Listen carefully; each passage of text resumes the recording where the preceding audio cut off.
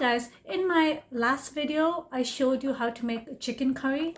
In today's video I'm going to show you how to make a rice roti, gluten-free, and it's so simple and it's done in a few seconds, and I'll show you how to do it. Okay, the ingredients I have here is first rice flour, my warm water and salt, of course, and a bowl.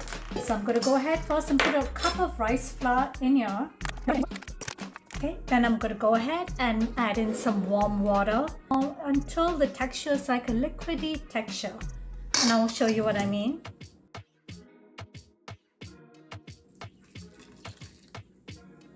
Stir this.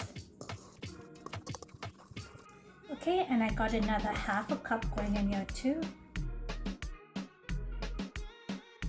Then I'm going to go ahead and add some salt, just about half a teaspoon of salt.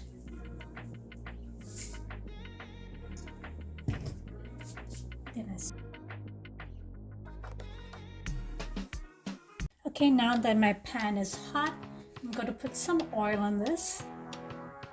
Ghee is fine too. Okay, let me spread the oil a little bit. Okay, so my pan is nice and oiled. Get a nice big roti. I'm going to spread this around.